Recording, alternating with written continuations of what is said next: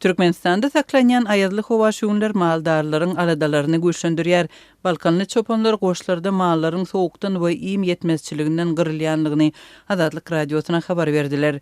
Geçen hepde Günbatar vilayetinde iýdigderli gar ýagdy, hova şertleri Gyzalarbat, Yerbent, İçoğuz we Derwede ýaly ilatly ýerlerde çopan goşlarynda uly meseleleri öredipdir. Hopsuluk aladalary sebäpli anonimlik şertinde gepleşen çopanlaryň biri şeýle gurrun berdi. Bir hepde olay wagtlap yerde yatan gar we dogamly 10 gradusa ýetýän soğuk sebäpli döwlete degişli düýeleriň we goýun geçileriň en çembesi ağzından haram elli. Goýunlaryň ýüzlerçesiniň gudurlary wagtyndan öň ölü dogulup başlady. Diýip çopan 25-nji ýanwarda gurrun berdi. Balkanly çopanlaryň sözlerine görä Altynazar köli we İçoğuz aralygynda ýerleşýän öri meýdanlarda müňden gowrak goýun geçip akylýar. Ýöne geçen hepside garyň ýagmagy we wagty bilen eremän doňoklugyň döremegi köp goýunlary iýmetsiz galdyrypdyr.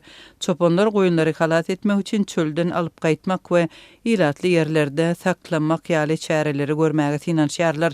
Dinç günü goýunlaryň bir bölegi ýöriti ulaglara ýüklenip Gyzalarbatdaky daýhan birleşikleriň ýerlerine getirildi. Tutlu we ýaşlyk daýhan birleşiklerindäki gowaçadan boşan ýerlerde çölden getirilen hor goýun geçileri bakyp gyşdan aman saklap galmak üçin tagalla bary edilýär. Dip yerli ýaşaýjy etraplarda görülýän çäreler barada gurrun berdi.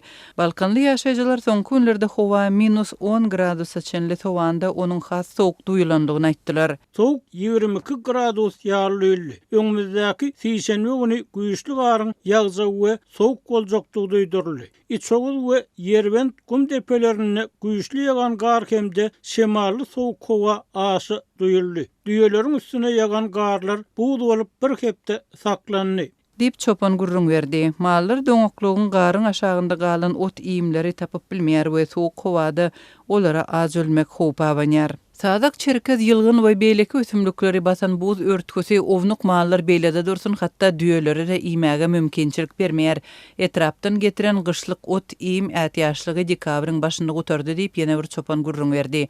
Azatlyk radiosy bilen gepleşen balkanlylar atlarynyň tutulmazlygyny sorap özlerine problemalar barada hiç kime gurrun bermezligini tapşyrylandygyny aýtdylar. Habarçylarymyz mundan öň maldarçylyk buğdagyndaky problemalar barada Azatlyk radiosunda çap bolan maglumatlardan soň güç edaralaryň işärleriniň çopanlar bilen gurrundeşlik geçirip olara niýetany adamlaryň ýanynda problemalar barada gürlemezligi tapşyranlygyny habar beripdi. Geplemezligi talap edýärler, ýöne meseleni çözüp bermek hakda kelam agyz söz aýtmaýarlar. Biz dimmaly, haram ölýän goýun geçiler köpelýär. Munyň ziýany çopanlaryň boýnuna galýar diýip çopan gurrun berdi. Balkanly maldarlaryň sözlerine görä ýene bir uly problema mallary ýyrtyjylardan goramak bilen bagly bolup süre topulýan aç haýwanlar köpelýär. Çopanlarda olardan goranmak üçin zerur serişdeler bolmaýar. Çopanlara möjekler, sırtlanlar hücum edip, onlarça malymyzy ýaryp gidýärler. Häkimlik ok ýara ulanmagy gadagyn etdi. Ozalky döwürlerde goşa nilli 28 we 20 kaliberlik uzak aralyga atýan tüpeňler we 200 sany ok çopanlara paýok görnüşinde berilerdi. Häzirki hökümet bolsa, eýem 15 ýyldyr bizi bu zatlardan mahrum etdi diýip çopan gurrun berdi. Indi şagaldyr tilkiler, gum pişikleri guzu owlaklarymyzy gözümüziň öňünden alyp gidýärler. Möjek we sırtlan goýun ýatagymyza gelende öz ýaşaýan jaýymyzdan çykmaga gorkup içinden gulplap oturýarys diýip çopan sözüniň üstüne ýetirdi. Şeýle de maldarlaryň sözlerine görä yerlik häkimet wekilleri we güç edaralaryň resmiýetleri barıp özleri üçin maly saýlap muhtuny alyp gidýärler. Döwlete degişli türdäki mal kemçiligiň jogapkärçiligi bolsa çopanlaryň boýnuna atylýar. Etrap emkemesiniň, prokuroryň we häkimlik jogapkärleriniň dogulun güni ýa-da maskala çäreler düşünip, temel goýun geçiden saýlap her biri 5-10 sansyny alyp gidýärler. Olar alan malyny hem möjek sırtlanyň hasabyny ýazdyryp gidýärler. Diýip Balkanly ýaşaýjy gurrun berdi. Türkmenistanyň hökümet agzalary we döwlet mediasy maldarçylykdaky problemalary açyk agzamaýarka ýurtda et önümleri ýygyderli gymmatlaýar. Geçen ýylyň gözünde et rekord derejede gymmatlap 1 kilogramy 155 manada ýetdi. Merkezi bankyň alış çalış kursyna görä bu 42,8 Amerikan dollaryna barabar.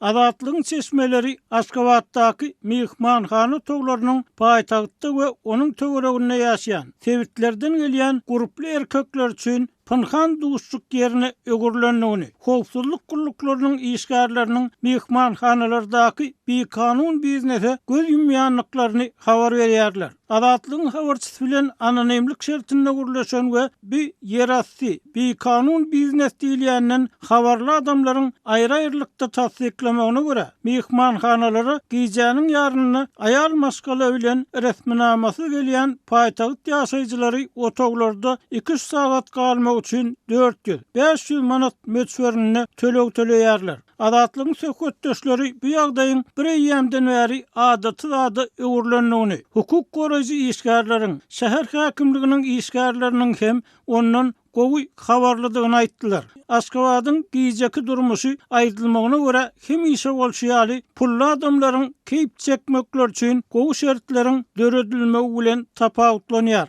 Arçavil şaýolunyň ugrundaky Mizan mihmanhanasy öňde barjylygy bilen tapawutlanýar. Ol zina etmäge gelen müşterileriň howpsuzlygyna kepil geçýär. Günüň dowamında polisiýa mihmanhananyň daşynda hem adamlary soragy çekmäge ruhsat bermeýär. Bu köçäniň ugrunda Mirap, Nusoy, Ahal, Mary mihmanhanalary hem bir kanun ýagdaýda zina edýän müşterileri kabul edýär. Ýöne müşterileriň howpsuzlygyna jogap bermeýär.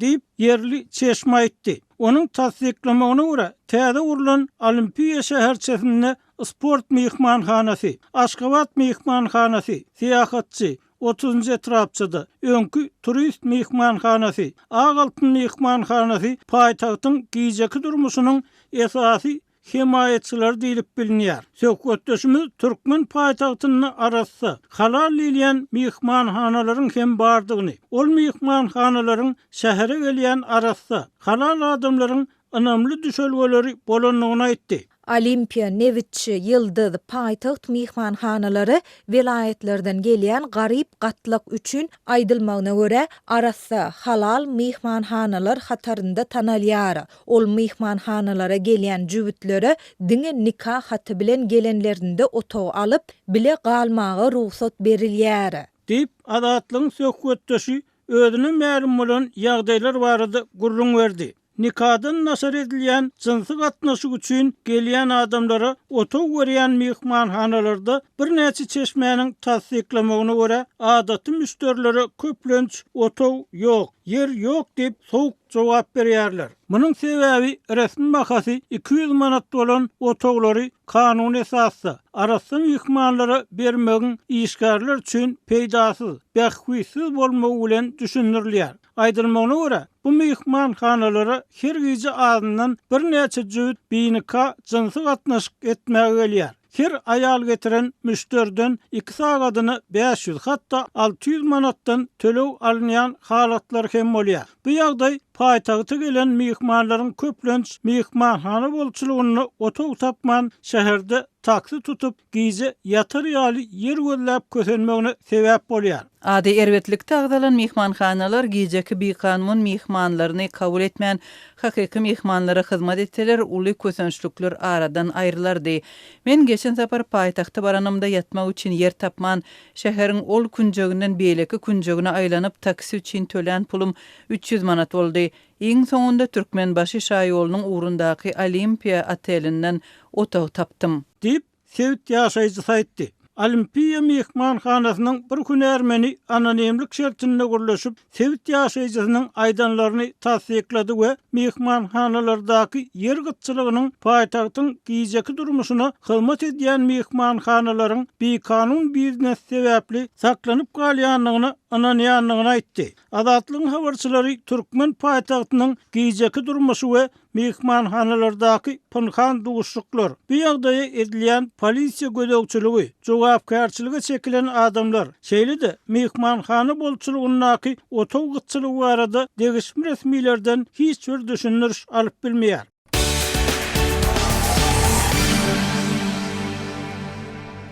Eýranda internetiň tutuş ýurtwynça kesilmegi bilen bagly ýagdaý saklanýar. Bu aralykda soňky protestlerde ölenleriň sany artýar we hasabatlaryň birinde ölenleriň sanynyň 30.000 adamdan geçen bolmagynyň ähtimallygy aýdylýar. Adam hukuklaryny goraýjy NetBlocks guramatynyň 25-nji ýanwarda çap eden maglumatyna görä, Eýranda internetiň kesilen döwri 400 sagatdan geçipdir we ara baglanşygyň gysga pursatlyk döremegi internetiň giň gerimde dikeldilmegi barada ýalňyş täsir galdyrmagy mümkin dip gurama belliýär. Topar VPN ýaly petikden aýlanyp geçmek gurallarynyň çäkli online aragatnaşygyna mümkinçilik berenligini belledi. Adam hukuklary boýunça toporlar internetiň kesilmeginiň protestçilerin guramaçylyk ukybyna päskil berenligini we maglumat akymyny çäklendirenligini, pidalaryň sanynyň garaşsyz barlanmagyny kynlaşdyranlygyny aýdýarlar. Eýranda şu aýyň başynda zorlukly basyrşlar başlanaly bäri Azatlyk radiosynyň ýygyderli salgylanýan Hrana hukuk guramasy ölenleriň tasdiklanan sanynyň häzir 5848 adama ýetenligini aýdýar.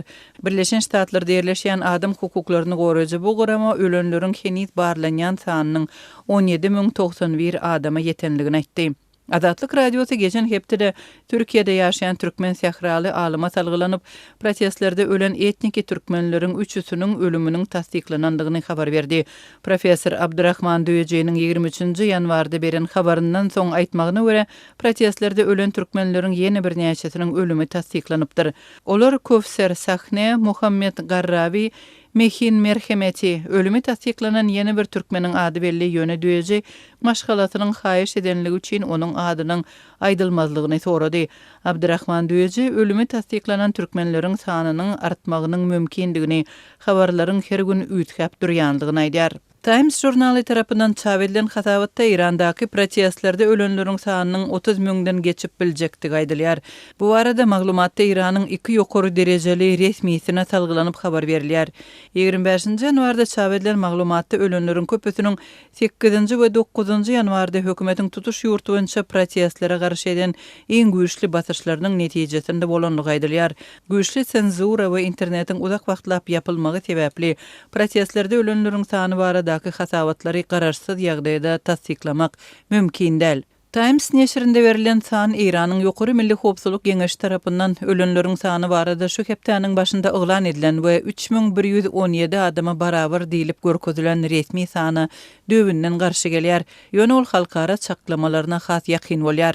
Birleşen Milletler Guramasy pidalaryň has köp bolanlygyny çaklady we Birleşen Milletler Guramasynyň Eýrandaky adam hukuklary boýunça ýürüýte hasabatçysy Maysato 22-nji ýanwarda lukmanlaryň hasabatlarynyň pida bolmagy bilen ölen paraha diýlatyň sanynyň 20.000-den geçip biljekdigini aýtdy.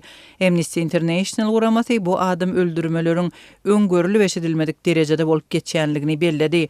Şol bir wagtyň özünde Norwegiýada ýerleşýän Eýran adam hukuklary topary Eýranyň howpsuzlyk güýçleriniň yaralanan protestçilere kömek edýän lukmanlary we meýletýänçileri hem nişana alýanlygyny 25-nji ýanwarda habar berdi.